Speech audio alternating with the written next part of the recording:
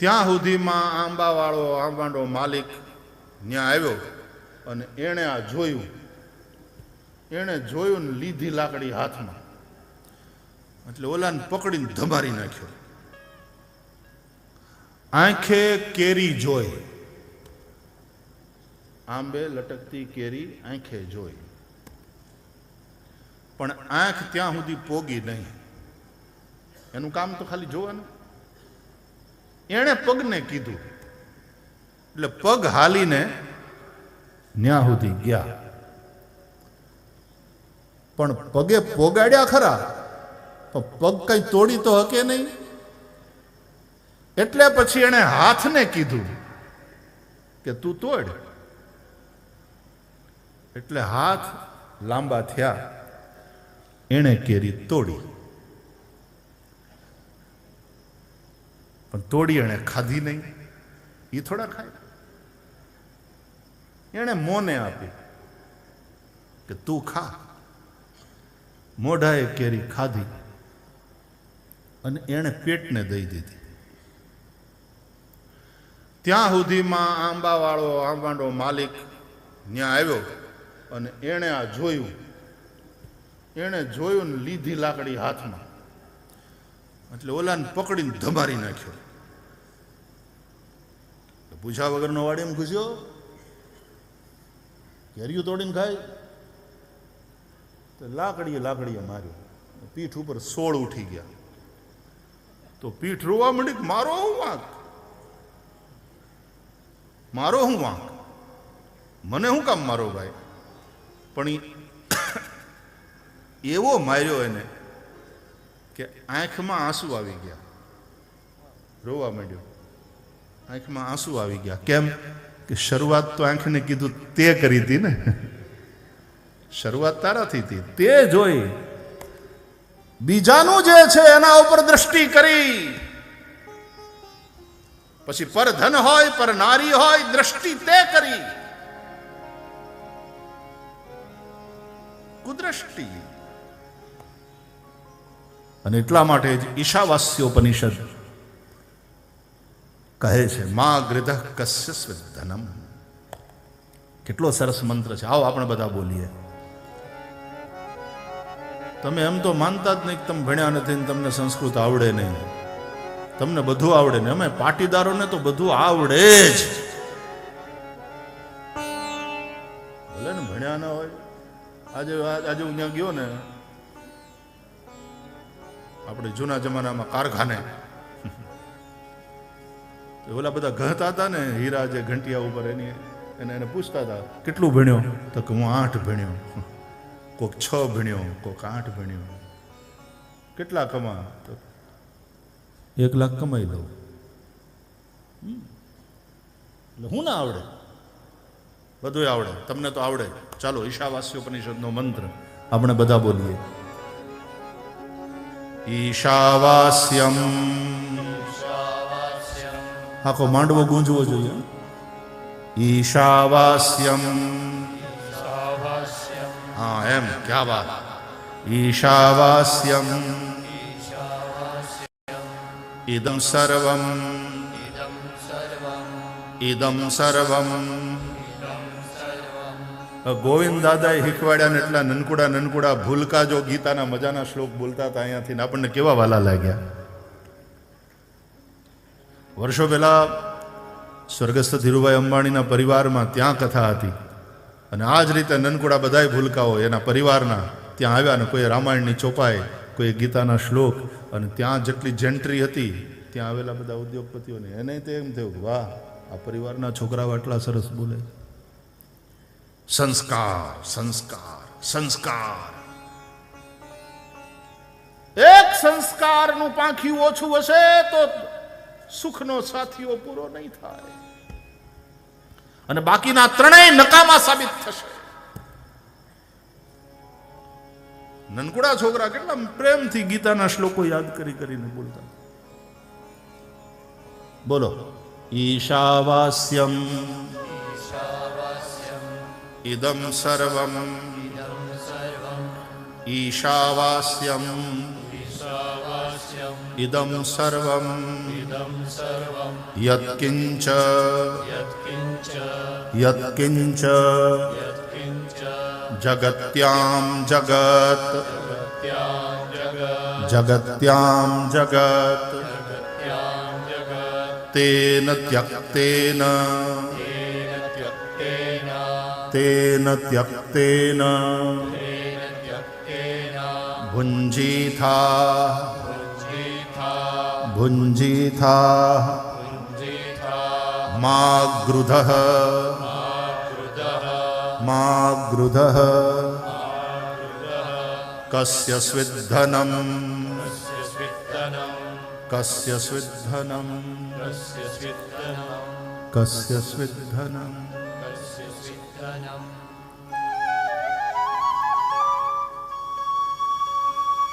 આ જે કંઈ જડ ચેતન સ્થૂલ સૂક્ષ્મ આ જે જગત છે એ ઈશ્વરનું જ રૂપ છે, પરમાત્મા સિવાય બીજું કશું નથી.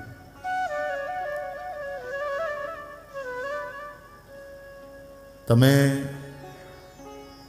આજ પરમ અસ્તિત્વના એક અંશ છો. ભોગવો પણ ત્યાગપૂર્વક ભોગવો. ત્યાગ ત્યાગ ત્યાગ. આપણી સંસ્કૃતિએ ત્યાગનો જ મહિમા કર્યો છે. ઉપનિષદો કહે છે ત્યાગે નહીં કે અમૃતત્વ માનશુ. માત્ર ત્યાગથી જ તમને અમૃતત્વની પ્રાપ્તિ થશે. આ અમૃતત્વ એટલે જીવનનો ખરો આનંદ, એ જ અમૃત છે. Are you really happy?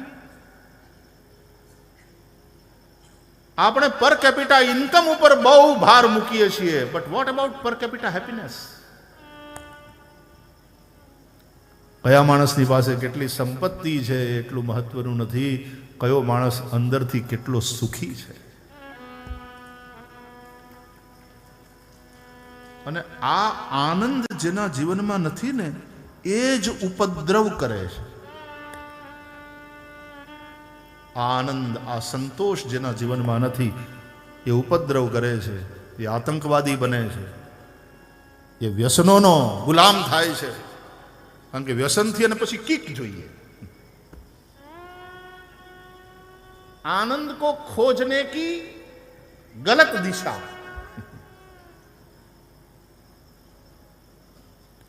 ઘણાને કાયદો તોડવાનો આનંદ, એની એક કિક આવે. એને કાયદો તોડવામાં એને કિક લાગે. કિક કે ને એને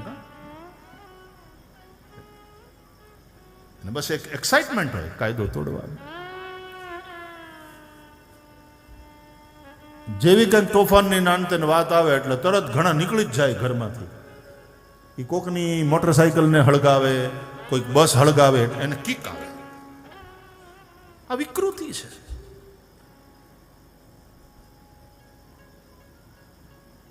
પર કેપિટા હેપીનેસ, અંદરનો આનંદ, ત્યાગ સિવાય નહીં આવે. ત્યાગે નહીં કે અમૃતત્વ માનશુ, ઉપનિષદો કહે છે. બીજાના ધન ઉપર દ્રષ્ટિ ન કરો, મા ગૃધઃ કસ્ય સ્વિત ધનમ. આંખ બગડશે. આંખે જોઈતી ને પેલા વેલા કેરી, હરામનું જે છે કોકનું છે એના ઉપર દ્રષ્ટિ ગઈ. ત્યાંથી શરૂઆત થઈ, છેવટે વાહો લાલ થઈ ગયો લાકડીઓ ખાઈ ખાઈ. દ્રષ્ટિ સંભાળ. આપણે ત્યાં પૂજામાં બેસીએ ને તોય ગોર બાપા કે આંખે કાને પાણી લગાડો, નેત્રોદક સ્પર્શ, આંખે પાણી લગાડો. પેલા વેલા આંખની પેલા આંખે પાણી લગાડવાનું. એક જણાએ પૂજામાં ગોર બાપા બોલ્યા ને કે આંખે પાણી લગાડો, તો ઓલા યજમાને પાણી લઈને ગોર બાપાની આંખે લગાડ્યું. ગોર બાપા કે ભાઈ મને નહીં, તને તારી આંખે લગાડવાનું. આંખે પાણી લગાડીએ એટલે આંખ શુદ્ધ, મતલબ દ્રષ્ટિ શુદ્ધ રાખવાની. એટલા માટે આપણે ત્યાં કહે છે જેવી જેની દ્રષ્ટિ એવી એની સૃષ્ટિ.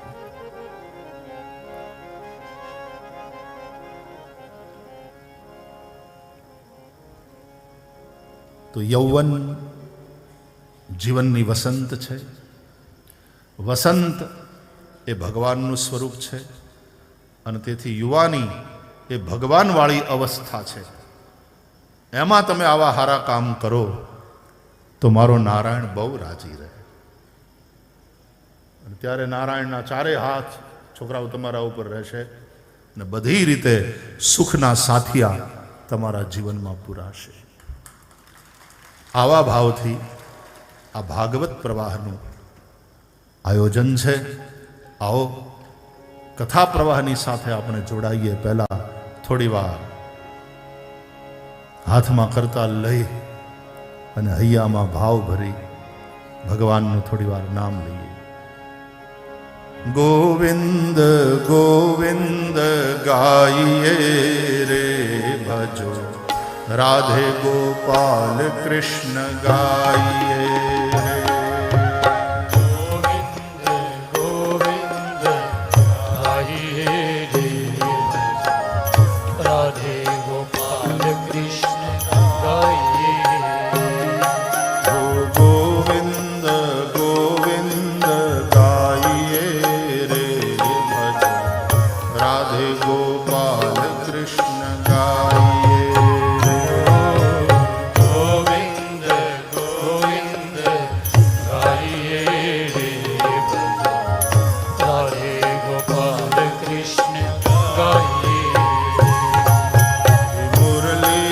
मनोहर गाइए रे भज, नंदा के लाल नित्य गाइए. मुरली मनोहर गाइए रे भज, नंदा के लाल नित्य गाइए.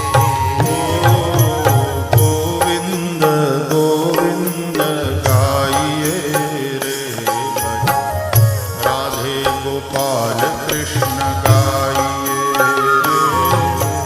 गोविंद गोविंद गाइए रे भज, राधे गोपाल कृष्ण गाइए.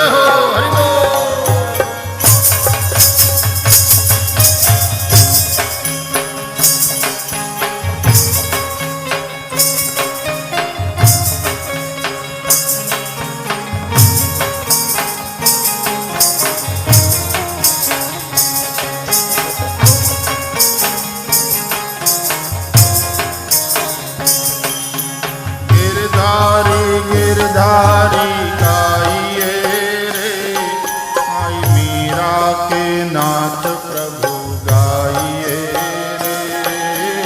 गिरधारी गिरधारी गाइए रे, माई मीरा के नाथ प्रभु गाइए रे.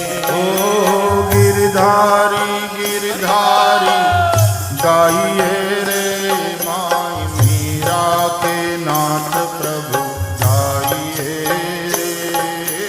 गिरधारी गिरधारी गाइए रे, माई मीरा के नाथ प्रभु गाइए रे.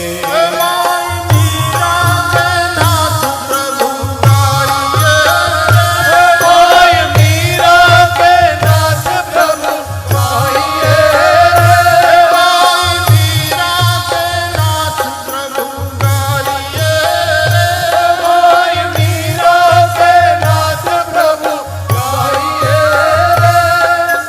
गोविंद गोविंद गाइए रे भजो, राधे गोपाल कृष्ण गाइए. गोविंद गोविंद गाइए रे भजो, राधे गोपाल कृष्ण गाइए. गोविंद गोविंद गाइए रे भजो, राधे